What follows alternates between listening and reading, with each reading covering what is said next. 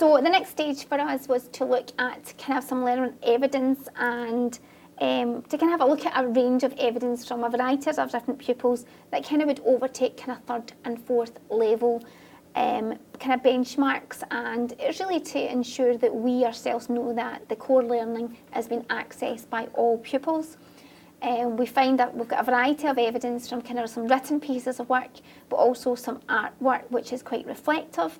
And also we know that we're taking the evidence of their levels, not just from the written work that they do, but how they respond to questions and discussions within the classroom. So this is Learner 1, and this is on an activity that you're going to talk to. Yep. So this is on the parable of the lost son, and you can see that the learner has had the opportunity to begin to develop their knowledge, put what happens in the parable into their own words, to have that opportunity for personal reflection. So it's pushing their literacy skills, but it's also giving them the opportunity to reflect upon the message and the meaning that lies behind this parable. And obviously within this parable, learners are being taught that they can always go back to God again, regardless of what they've done, where they're at. God will always be happy to welcome them back. Within RE, within a Catholic sector as well, we also give the students the opportunity to experience their learning and experience their faith. So after we taught this task and the students went through the literacy element of this task, they were then given the opportunity to, if they wished, go to confession with their school chaplain as well, to be given that encounter with God again, and to come back to God again if they wished, because we're all obviously at a different stage within our spiritual life and journey.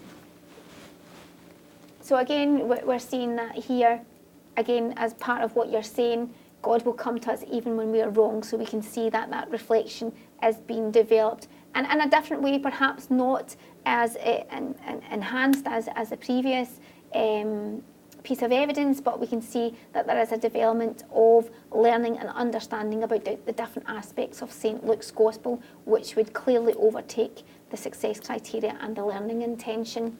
And the good thing as well, to compare Learner 1 with Learner 2, they've both shown progression, they've both shown understanding, and they both will have the ability to feel as though they've achieved, which is very important for all our learners. Now this student here is writing to St. Luke, and he's talking about how important the stories was, and trying to kind of retell the story in a different way. So it's given them a different context and a different skill to work upon. So when we're looking at Learner 7's evidence, we're talking about how the portrait of Luke depicts Jesus as the Son of Man and the Son of God, and about how they respond to that and how they can put that into practice in their life. And I think that through these two pieces of evidence, we see that the student has a good understanding of the parable, of a good understanding that of the kind of moral aspect behind it.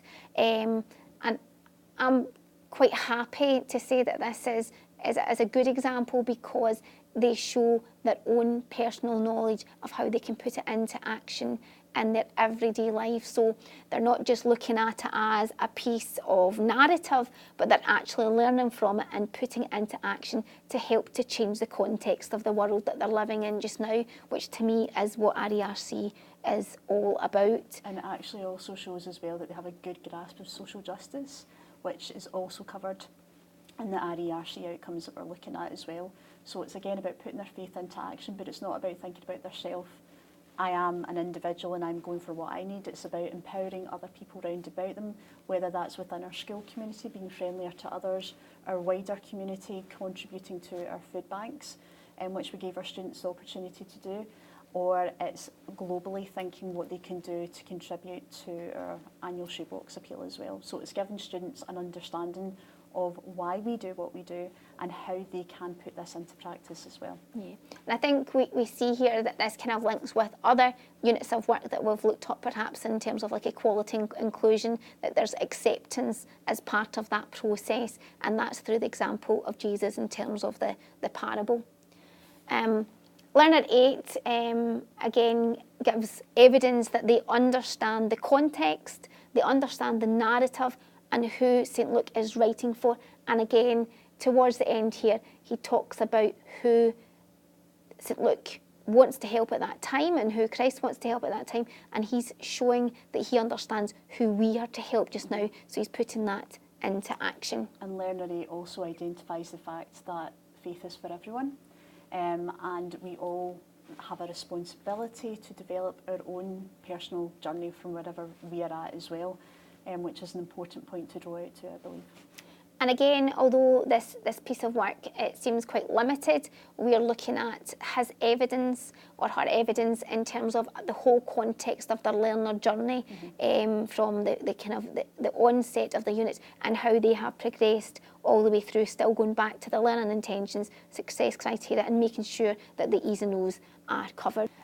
Our kind of next kind of aspect that we're looking at is an activity which is kind of really focusing on what students have learned in terms of what St Luke's Gospel tells them, but also about this search for God in the divine or in the everyday life, and it's about looking creatively. Students were able to use a biblical text or to use their own experience of what they had learned through the Gospel of Luke in order to create a piece of artwork and then to reflect on this. Students could have used a variety of kind of formats. It could be about where is God, having doubt or faith in God, but also looking at perhaps interfaith dialogue, which is again something that we kind of brought in to the Gospel of Luke after moderating some of our activities. So Learner 1, his example showcases the experience, her creative experience there about where God is in our world, and her literacy piece there explains how she got to that stage, and I think this really showcases a depth of understanding and a depth of reflection on the task that has been created.